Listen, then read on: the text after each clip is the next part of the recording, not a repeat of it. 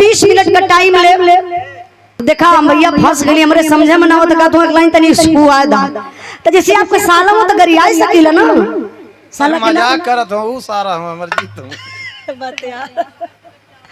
अच्छा चलिए अब यही भी नहा ले एक लाइन नहा ले हां मौका मिली तब।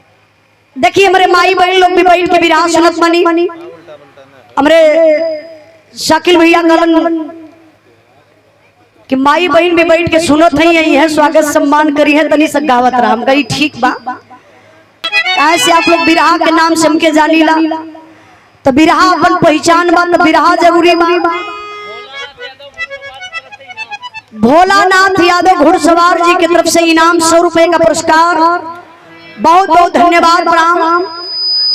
आई देखी इयामान तेरही के अवसर पर आयल बानी बिरहा गाँव बदे एक बात आप लोग सोचीला कि कभी ना सोचीला ए मानव का तन बड़ा मुश्किल से मिलता है मनुष्य का तन ए मानव तन मिला है तो इसको सार्थक बना लीजिए। ए मानव तन आपका सार्थक कैसे बनेगा ए बिरहा में आप लोगों ने मिहे दर्शाई एक लाइन मेरे बिरहा में मास्टर साहब ध्यान दे बाबू हम बतौली आप लोगों से कि मनुष्य का तन मिला कैसे आया मानव तन मिला है तो आखिरकार हमें और आपको करना क्या चाहिए बाबा क्या मास्टर साहब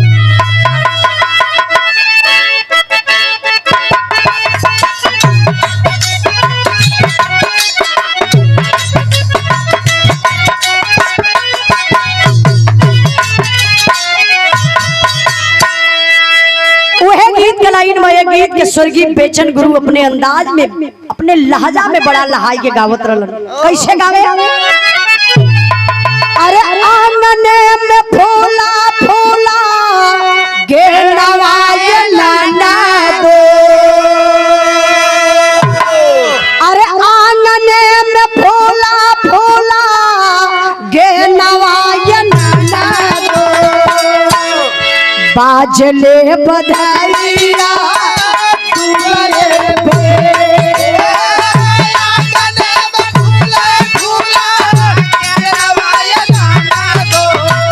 बाजले बधाइया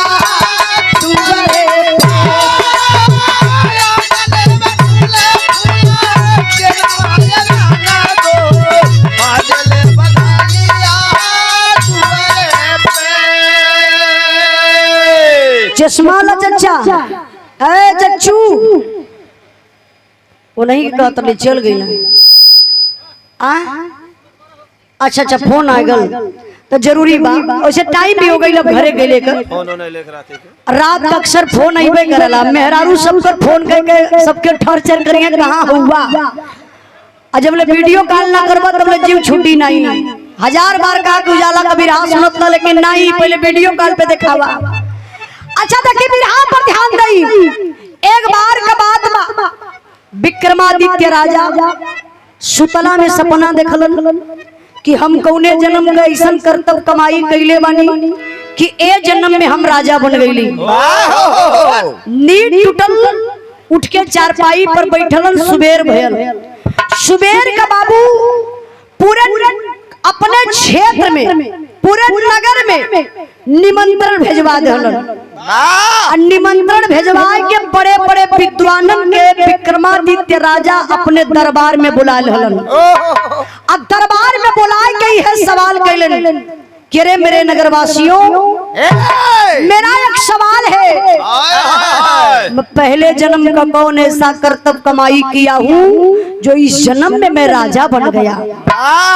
जितना लोग दरबार में बैठल ना सब लोग उठ के चल गए पूरा दरबार में खाली हो गया।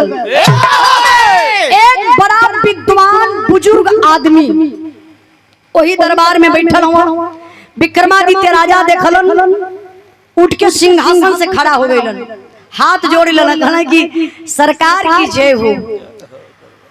दरबार तो पूरा खाली हो गया हमारा सवाल से का आप बतैबा कि हम पहले जन्म का कौन ऐसा करतब कमाई कैले बानी ये जन्म में राजा हो गई। तो जो बुजुर्ग आदमी था बाबू उठकर खड़ा हुआ कला साहब हम तो बताइब ना, एक उपाय बताइब, यहाँ से चल जा कृष्णवन जंगल में, एक साधु मिली है, सवाल करवा जवाब मिल जाई। विक्रमादित्य राजा घोड़ा पर सवार भइलन, पहुंच गइलन कृष्णवन जंगल में। आ जब कृष्णवन जंगल में गइलन तो इस जंगलवा में से साधु जी अवत रहलन। विक्रमादित्य राजा सवाल कइलन साधु बाबा से, करे बाबा एक बात बताई, हम पहले जन्म को कौन ऐसा करतब कमाई कैले बानी कि जन्म में राजा हो गई। तब विक्रमादित्य राजा के साधु बाबा बतौलन करन कि यहाँ से चल जा तू छत्तीसगढ़ में, राजा के घरे एगो लड़का पैदा भइल बा, मर गइल बा, ओही से सवाल करवा जवाब मिल जाई। विक्रमादित्य राजा घोड़ा अपन घुमौलन चल रहलन छत्तीसगढ़ में। आ जब छत्तीसगढ़ में गइलन तब का भइल मास्टर साहब, अरे छत्तीसगढ़ जाई जाबा देख राजा ज्ञानिया, अरे छत्तीसगढ़ जाई जाबा देख राजा ज्ञानिया, लसिया धैला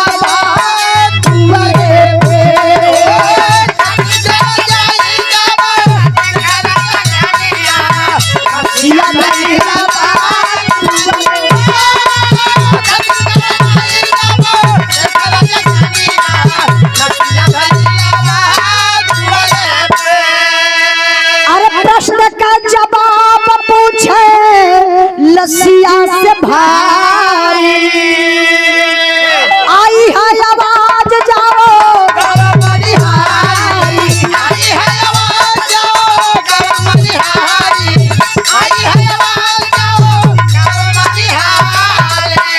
अरे भेदवा बताइया हीरा धोबी का दुल्हनिया, भेदवा बताइया हीरा धोबी का दुल्हनिया, लसिया धैला बा दुआरे पे,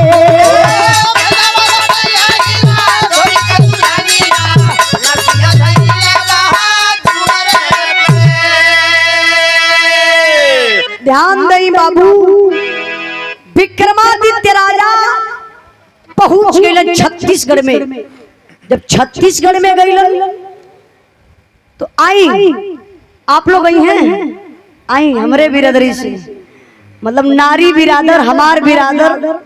जब आप लोग बैठ के बिरहा सुनैलू इंद्राज भाई, जब आप लोग बैठ के बिरहा सुनैलू, उम्मीद लगौले रहलू पैसा मिली। अरे पागल, हम ही सोचीला कि हमार माई बहन लोग बिरहा सुनत है, अंदर से हमार हिम्मत जो न बढ़े।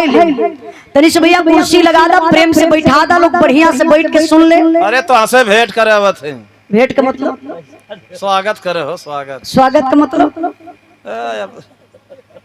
स्वागत का मतलब यहाँ दूसरे तरीके से ना इंद्राज भाई। नहीं भैया समझा ना पावत रहल।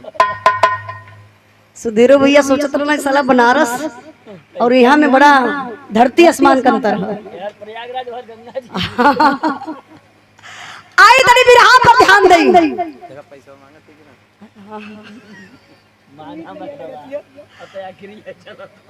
विक्रमादित्य राजा जब पहुंचला छत्तीसगढ़ में तो राजा के दुआरे बड़ा भीड़ बा। राजा के घरे एगो लड़का पैदा भइल बा, उ मर गइल रहल। पैदा भइल तुरंते मर गइल। उ लड़का का लाश रखल बा, भीड़ ऐसे दुआरे लगल बा। विक्रमादित्य राजा जाय के वही अपन घोड़ा भीड़िए में खड़ा कर दला, कहले आप लोग हट जाइए, हट जाइए, हट जाइए। इसी लाश से मेरा एक सवाल है। पूरी भीड़ लगल विक्रमादित्य राजा के निहारे। लोग कहाँ कहो देखे में कहीं का राजा लगत पगलाए गल का। अरे लाश कबो बोलल बा कि लसिया बोली। लेकिन विक्रमादित्य राजा वो लाश से सवाल कैलन। सही बात बा कि लाश कभी बोलत नहीं, लेकिन आकाशवाणी हुई, एक आवाज आई। जब विक्रमादित्य राजा वो लाश से सवाल कैलन कि पहले जन्म को कौन ऐसा कर्तव्य कमाई कैले बानी, ए जन्म में राजा बन गईली, तो आकाशवाणी यही हुई कि हम तो ना बताई, आप यहाँ से चल जा। मनिहारी गांव में एक हीरा नाम का धोबी हमें, उनकर दुल्ही मतलब धोबिनिया वही धोबी घाट पर कपड़ा धोवत मिली। सवाल करवा जवाब मिल जाई। विक्रमादित्य राजा लाश वही छोड़लन, अब घोड़ा पर बैठलन, तुरंत ही निकल गईलन कहाँ? मनिहारी गांव में। वही धोबी घाट पर गईले, देखत हुआ धोबिनिया कपड़ा धोवत बा। तबले विक्रमादित्य राजा पिछवे से ललकार दिहल, आई भैया रिंकू का बहिना छिना भतार खोजे घूम घूम के, रिंकू का बहिना छिना भतार खोजे घूम घूम के, रिंकू का बहिना छिना भतार खोजे घूम घूम के। एक लाइन में हो गया ना। अब बस अब काहे से बिरहा गावती बिरहा बिगड़ जाइए। अमरजीत भैया क्षमा चाह, या बोली हम खाली कैली है। बिरहा में थोड़ा सा हंसी मजाक मस्ती बिरहा बिगाड़ दिला। अब ठीक है ना? चला अच्छा अब चैन तो मिलन। ए चच्चा हमार बिरहावा कहाँ रहा है? वो धोबी घाट पे ना। हाँ देखा बिरहा फिर पकड़ावे के होता। आप लोग याद हुआ का भैया? आप लोग जाइए। हाँ निकले का टाइम हो गई हो। यो लोग बड़ा स्वार्थी है। अरे हम समझे नहीं खाना ना खाए के तब आप लोग ये जितना हमारे यूट्यूबर भाई हो आराम से प्रेम से जाके भोजन कला, भोजन करके फिर आराम से लोगन जाइए। बड़ी मेहनत आप लोग करेला, बहुत मेहनत करेला। हम तो ये काम माई से मनाई कि जितना लोग आयल वहाँ सबकर बढ़िया चैनल चले। आप लोग अपने अपने चैनल का प्रचार प्रसार करवा ले नहीं तब का गवैया 100 200 देखे। नहीं पैसा वाली बात ना, थोप लिख के लोगन दे देबा तब अब केकर मोनेटाइज ना भइले कहां से पैसा दे? अपने लगे से दे पहले। नहीं कोनो बात नहीं बा। बहुत बहुत धन्यवाद। आई तनी बिरहा पर ध्यान देई। विक्रमादित्य राजा पहुंच गइलन। कहां पहुंच गइलन? मनिहारी गांव में, धोबी घाट पर। वही धोबिनिया कपड़ा धोवत बा। विक्रमादित्य राजा जाके सवाल कैलन। सवाल करे धोबी हमके बता दा, हम पहले जन्म का कौन ऐसा कर्तव्य कमाई कैले बानी कि ए जन्म में राजा बन गईली? धोबिनिया मुस्कियाए लगल, कल रे सरकार इस सवाल कब से लेके घूमत हुआ। वही धोबी घाट पर कपड़ा पुरान जवन पुरान रहा नया रहा जवन धोवे बदे रखले रहल, जवन कपड़ा लस्ता रहल कुल वही धोबी घाट पर धोबिनिया बिछा दहलस। अब बिछा के कहला सरकार बैठा सुना हमार बात।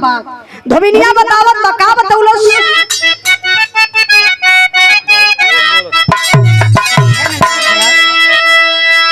रतिया होले गरमिया डोला ना पवानवा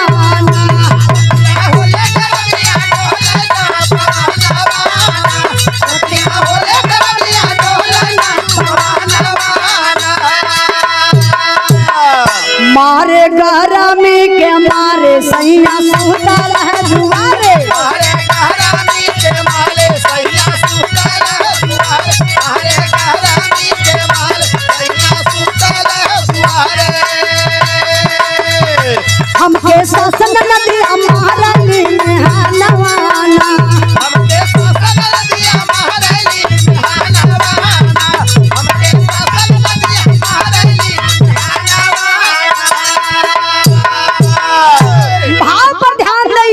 विक्रमादित्य राजा से धोबी कहलस। का कहलस? धोबी घाट पे बोले राजा से धोबिनिया, धोबी घाट पे बोली राजा से धोबिनिया, धोबी घाट पे बोली राजा से धोबिनिया। सुनिला पूर्व जन्म का अपने तू कहानियां,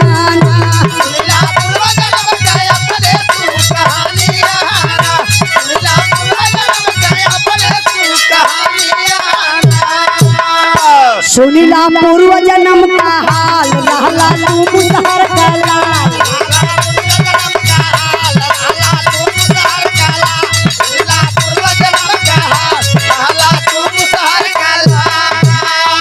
ओकरे बाद जन्म ली तोहरी एक बहिनिया,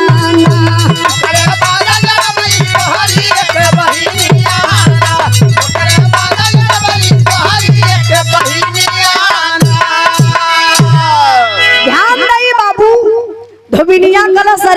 सरकार इहे सवाल बा कि पहले जन्म का कौन ऐसन कर्तव्य कमाई कैला बिरहा पर ध्यान दे। धोबिनिया वही बिछा दलस पुरान नया कपड़ा लस्ता कलस सरकार बैठा इहे न जानल जात हुआ कि पहले जन्म का कौन ऐसन कर्तव्य कमाई कैले बड़ा कि ये जन्म में राजा बन गईला। राजा कला हाँ हम इहे जानल चाहत बनी। धोबिनिया कला एकरे पहले वाला जन्म तोहर मुसहर कर रहल तुम मुसहर का लइका रहला।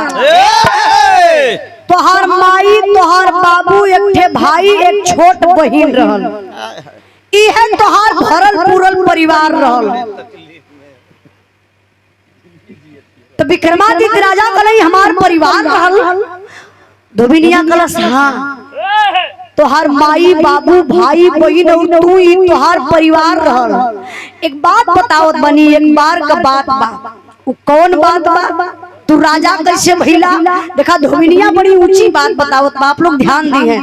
कभी कभार आप लोग भी सोचेला जब आदमी के दुख पड़ेला ना आदमी ये कहला कि अरे यार कौने जन्म का बिगड़ले हिला कि दुख होवे झेलत हिला।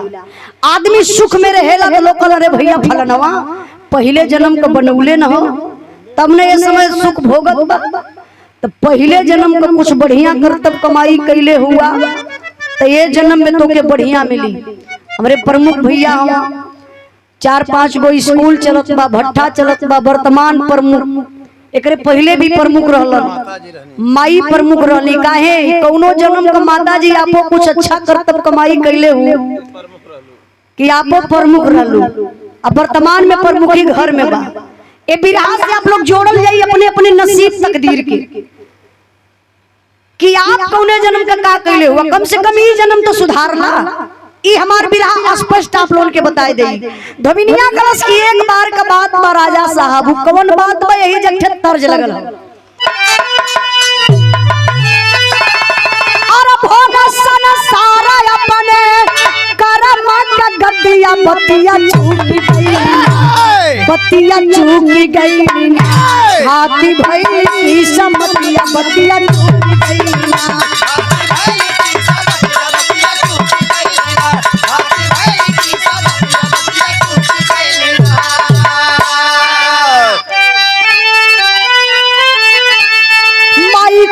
समान लाई थोड़ा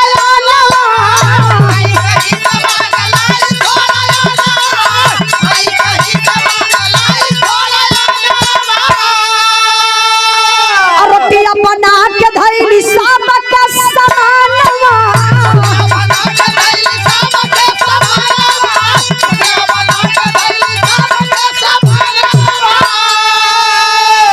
और तबला भिखारी दुआरे बतिया चूकी गई हाथी भई की समतिया बतिया चूकी गई।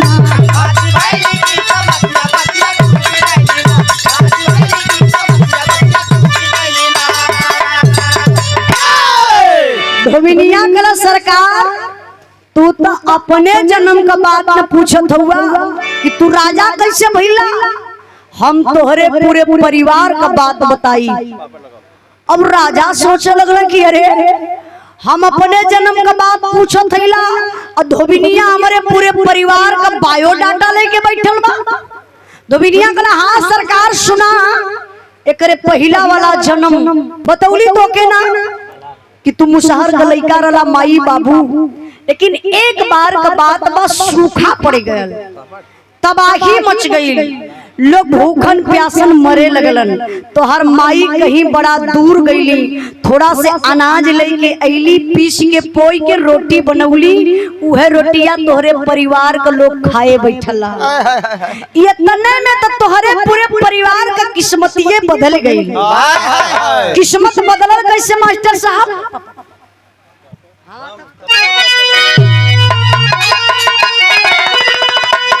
अरे सब कर बिगड़ल वही दिन कमैया हमारे भैया हो डगमगा धारा में डूबल नैया हमारे भैया हो।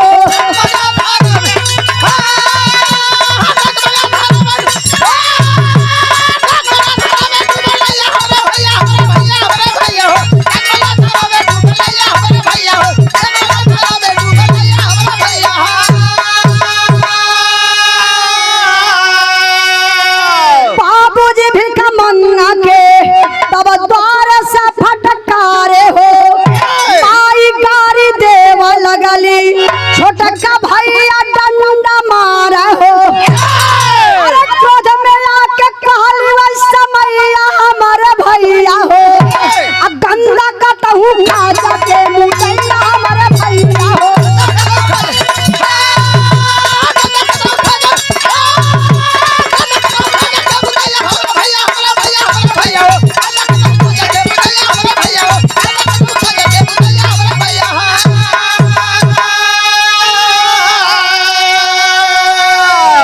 धोबिनिया कल सरकार जब तोहर माई रोटिया बना दिली ना, कई दिन का परिवार भूखायल रहल, उहे रोटिया बैठल रहल खाए बदे।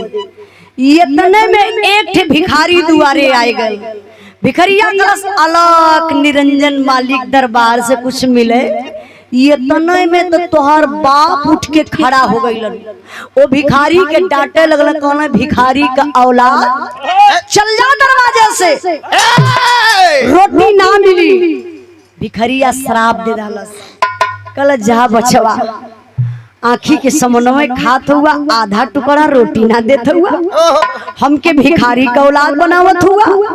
जा तोहर अगला जन्म बिगड़ जाई, तू स्वयं भिखारी बन जाइबा। कबो पेट भरी कबो उपवास रह जाइबा। मन में श्रापत है, अगर बोल के कह तब ले तो करिए ना। अच्छा, अब भैया बिरहा चलत है अमरजीत भैया, अब समझ ला लोग अपने में, अब धीरे धीरे अपने में समझ ला। प्रमुख जी कहे से बड़े प्रेम से लोग सुनत हो। अब यहाँ अगर हम कुछ गाड़ी वारी या बिरहा के भटकाई तो है लोग सामने तो ना, लेकिन गुनगुना तो गरियावत निकल जी। अमरजीत अमरजीत भैया करिए। बहुत बहुत धन्यवाद प्रमुख भैया, हमारे बात के आप समझनी। अच्छा ध्यान दई, थोड़ा से भटक गए है। धोबिनिया कला सरकार इतने ना, जब तोहरे माई के तरफ हथवा कैलस भिखरिया ना, तोहर मैयो रोटी ना दहली, गबर गबर खात गई। कली अरे कुत्ता के औलाद, जाए के दूसरे के दरवाजा पर रोटी मांग के खा ले, हमरे दरवाजे पर रोटी ना मिली। भिखरिया मनवे में शराब धलस, गलत जा जा मतारी लगबू। इतना तेज भूख लगत बस समन्वय खात क्यों, और रोटी मंगला पर कुत्ता का औलाद बनावत हो। जा तोहर अगला जन्म बिगड़ जाई, तू स्वयं कुत्ती बन जाइबू। इतने कह के भिखरिया तोरे भैया के तरफ हथवा से दहलस, कल बचवा खात हुआ, थोड़े से रोटिया दे दा, कई दिन के भूखायल बनी। तो और छोटका भैया कलस की रोटी का खइबे, रुक हम तो के बढ़िया से खियावत बनी। इतने कह के गैल घर में से डंडा लेके आयल, कल रोटी का बदला ले तू डंडा खाए ले। भिखारी पीठ पकड़ ललस, कलस हे बचवा मत मारे लाल, मत मारे हीरा, कई दिन का भूखाई शरीर रे मर जाई बेटा। तोरे छोटके भाई के तनी से दर्द ना आइल, खींच के कई डंडा भिखारी के पीठ पर चलौलस। भिखरिया तिरमिछाई के जमीन पर गिर गए, मूर्छित हो गए। जब तनी से होश में आयल, उठ के बैठल तो मनवे में शराब दल, कल जा बचवा, सामाजिक इंसान होई के समाज के ज्ञान ना सिखला, रोटी के बदले मत तू डंडा मारत हुआ। जा तोहर अगला जन्म बिगड़ जाई। ए दुनिया के रीत रिवाज के बुझ ना पैबा, समझ ना पैबा, माई के गर्भ से निकलबा नरक में चल जाइबा। दुनिया कबो देखी ना पैबा। इतने शराब के फिर हथवा बढ़ौलस, भूख लगल लाल भिखारी के, तोहरे छोटकी बहिनिया के तरफ। तोर बहिनियों कलस के जाए के कहीं गंदा खाला, रोटी का खइबा। भिखरिया शराब दे दलस, कल जा बिटिया, नहीं नहीं, कल जा बिटिया, आज हमके गंदा शब्द बोलत हो, अगला जन्म बिगड़ जाई, तू स्वयं सबकर गंदा साफ करबो। अरे बाप रे बप्पा, जब इतनी बात विक्रमादित्य राजा सुनलन, आंख से झरझर झरझर आंसू चलत हो। राजा कहे कि दर्द बहुत अपार होत बा। धोबिनिया गलत से तने ना, तनी और बतिया सुना, सबकर नसीब तो बिगड़ल, सबकर जन्म तो बदलल, लेकिन तोसे लोग मिलल भी रहलन। अब राजा चौंक गइलन और इत्मीनान से बैठ गइलन, कहला हमसे हमार परिवार मिलल रहल। धोबिनिया कलस, हाँ यही जन्मवा में तो से लोग मिलल रहला।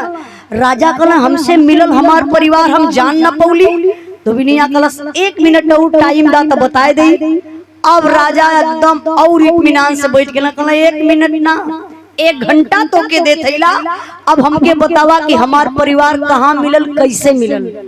तब वो धोबिन बतावत बा। बिरहा में 4 लाइन बड़ा इंपॉर्टेंट भाव बा। ए लाइन की आप लोग सुन ली है ना, तो हमके विश्वास का बात बा। दान किए से नहीं धनवा घटेला रे भैया, लेकिन अधर्मवा से घट जाला ईमान। एक बात आप लोग ध्यान से सुनल जाई, पाप करने वाला ही पापी नहीं होता है, पाप को देखने वाला, पाप को सुनने वाला और किसी के बारे में गलत बात करने वाला वो भी पापी हो जाता है। लोग कहला रेप शरीरिये से ना बा, रेप निगाह से भी होला। क्योंकि बहन बिटिया के ऊपर अगर गलत निगाह से देख लाला तो आधा पाप का भागीदारी हो गईला। क्योंकि बारे में अगर गलत सोच लला कि फलनवा मर जात तो ठीक हो, तो फलनवा तो ना मरी लेकिन आधा पाप तू अपने आगे बटोर लेबा। तब धोबी बतौलस कला सुना, भिखारी के श्राप से तोहार बाप साधु बन गईलन, तो से मिलले कहाँ, जब अपने दरबार से गईला कृष्ण वन में, जब जंगलवा में जात रहला तो तोके के साधु मिलल का याद बाबा। राजा 1 मिनट के टाइम मंगले से ध्यान लगोला कलो, हाँ हाँ हाँ साधु बाबा मिलली, लेकिन सवाल ना मिलल। धोबिनिया कलश केहू दूसर ना, धोबिनिया कलश जब वो कृष्णपन जंगल से आगे गईला, जो साधु बाबा मिलने केहू दूसर नहीं रहल, वो तोहरे पिताजी रहलन। और जब आगे गईला तो रास्ते में काली कुत्ती मिलल, जो के लात से मरला। तब बतावत तो धोबिनिया का बतौलस,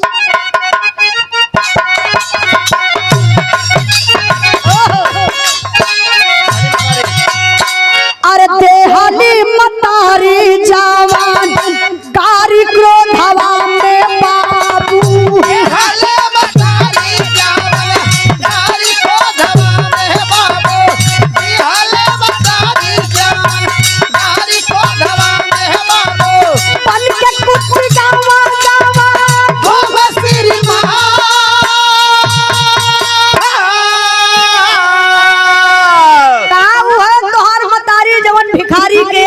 रोटी ना दहली, कलीजा कुत्ता के औलाद दूसरे के दुआरे पर रोटी मांग के खायला।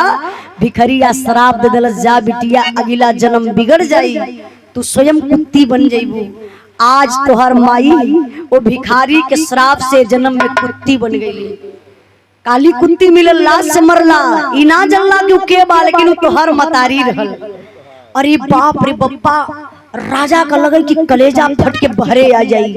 धोबिनिया कला से तने ना तनी और अगवा का बतिया सुना, का बतौलस, अरे छोटका भैया मरले रहला जावन डंडवा से बाबू, भैया मरले रहला जावन डंडवा से बाबू, छोटका भैया मरले रहला जावन डंडवा से बाबू, और के नरकावा हो गयो।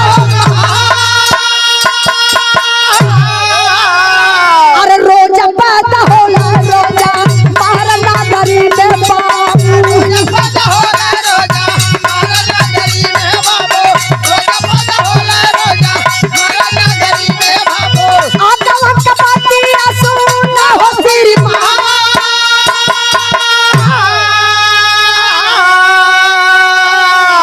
धोबिनिया का सरकार, भिखारी तोरे छोटके भैया के सरपले रहल। कल जा माई के गर्भ से निकलबा नरक में चल जाइबा, काहे तोहर छोटका भैया डंडा से मरले रहल भिखरिया के।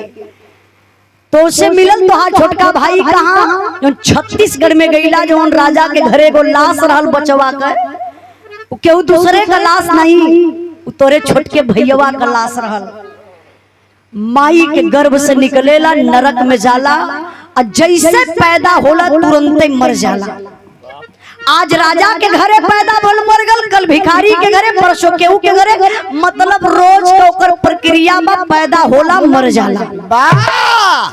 अब राजा के दर्द बढ़त बा। धोबिनिया कला से तने ना तनी 1 मिनट अपने बहिनिया के बारे में सुना। अब सोचा का बतौलस, अरे क्रोधवा में कहली गंदा खाया दुनिया में भैया,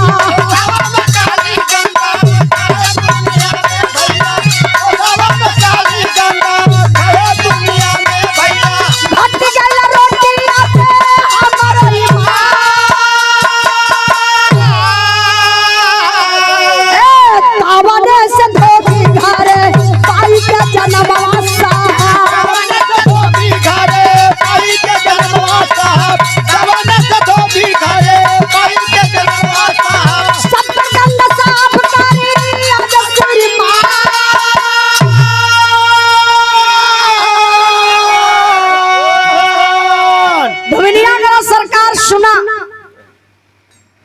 हमके पहचानत हुआ हमके हिला राजा मुड़ी हिलोला ना धोबिनिया कलश हम तो हर छोट बहिन हिला।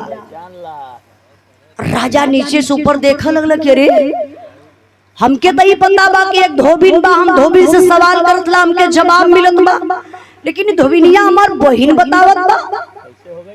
राजा सवाल कैले फिर कहला मतलब कैसे तू हमार बहिन? धोबिनिया कलश भैया, अब देखा भैया कहत बा, अब ले राजा साहब कहला भैया जब वो भिखरिया दुआरे आयल तो हमरे तरफ जब रोटिया का इशारा कैलस हथवा फैलौलस त हमहू रोटिया देहली नहीं। काली रोटी का खैबा जाए के कहीं से गंदा खाला, भिखारी दुआरे थूक देलस। कहले जा बिटिया एक टुकड़ा रोटी ना दे के गंदा शब्द बोलत हो, हम गंदा खाई ले इंसान होई के जा तोहर अगला जन्म बिगड़ जाई, तू स्वयं सबकर गंदा साफ करबू। आज भैया हम धोबी के घरे जन्म पौली, क्यों भाई देखी धोबी हुई तो क्षमा चाहब उसे, काहे आज हम धोबी के घरे जन्म पौली, आज सबकर गंदा सबकर गंदा गंदा का मतलब कपड़ा कहा आज सबकर हमके कपड़ा धोवे के पड़त बा। अब राजा के आंख से आंसू चलत बा, परिवार हमारे यही समाज में, लेकिन सबकर जन्म बदल गया। बाबू हमार भिखारी हो गई, साधु हो गई, माई हमार कुत्ती बन गई, छोटका भाई रोज पैदा होला रोज मर जाला, बहिन धोबिन हो गई, लेकिन हम राजा कैसे भइली? तब धोबिनिया कहलस, का कहलस मास्टर साहब? अरे स्वागत में हिमालय का हिलाला पचटिया, राजा होई गइला बिरनवा खिला के रोटिया।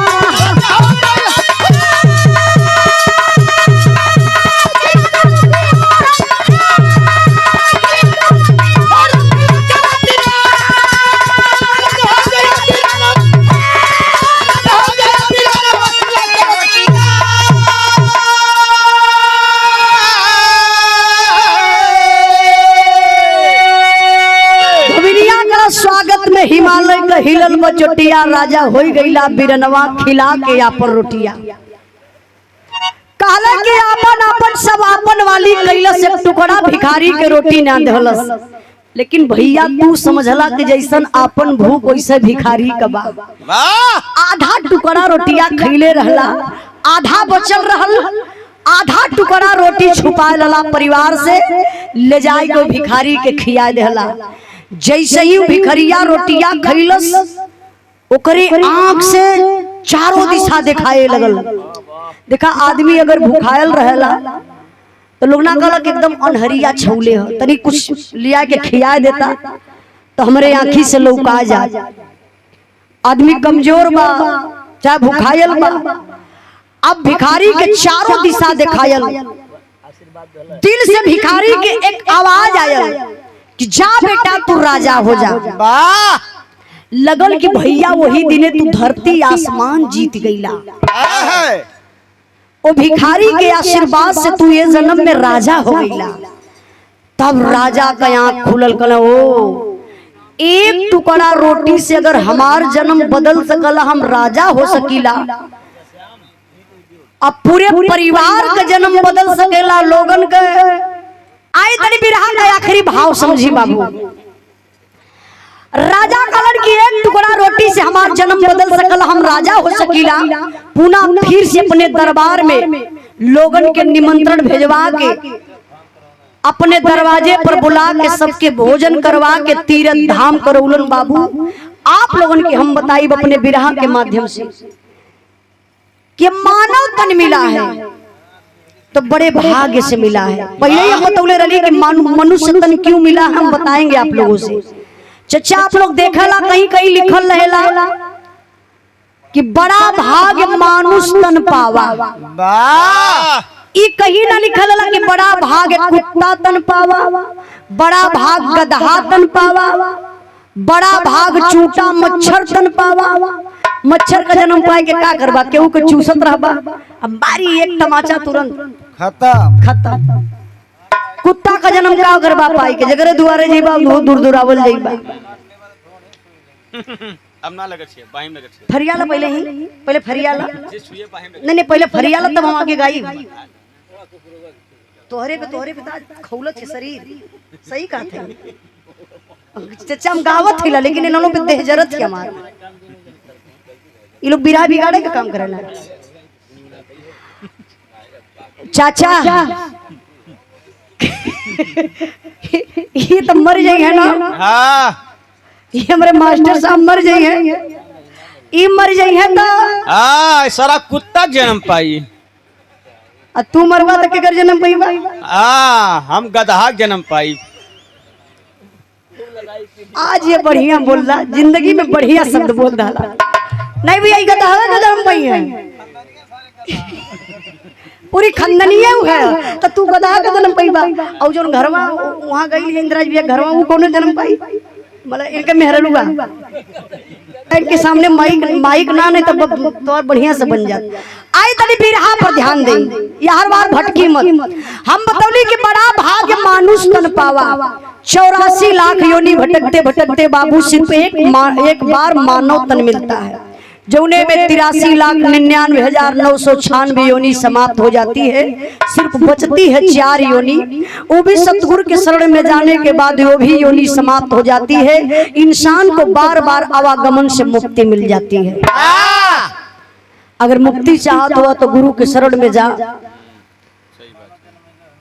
मानव जन्म मिलल बात नेक काम करा उपकार करा भक्ति भजन करा एक दूसरे के भलाई करा अजय भाई ऐसा ना करी ओकर तो बार बार जन्म होई यही बार बार आई दुनिया में एक बिरहा हम गौले बानी हमारे YouTube चैनल पर बा उजाला यादव ऑफिशियल पर वो बिरहा के आप लोग सुनल जाई तो और आप लोगों में सुधार आ जाई देखिए कभी कभी हम अपन बात बताओ थे हमार मन कहीं अगर हर बार भटकेला तो तुरंत हम निर्गुण लगा के सुनीला निर्गुण सुनला से अपने के ई पता चल जाला कि हमके का करे के चाहिए 4 दिन की जिंदगी है इसको संभाल लीजिए संभाल लीजिए जे ना संभाली बार बार यही भटकी अपन जन्म बदल बदल के आई यही खटत खटत मर जाई देश दुनिया का श्राप देश दुनिया का गारी लेत रही तो बात अगर बढ़िया लगल हुई तो आप लोग नेक काम करिए उपकार करिए भक्ति भजन करिए अजय के बढ़िया ना लगल हुई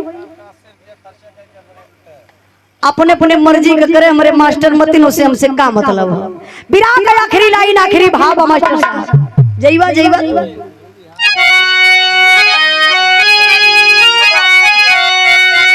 गुरु बिहारी गुरु गणेश गुरु रामलाल गुरु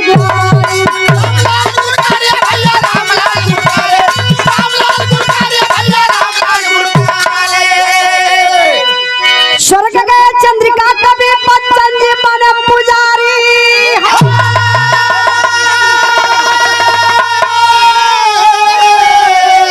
अरे मैं खाने में तबाही आ गई उजाला कवि नरेश हर भाई मैं खाने में तबाही आ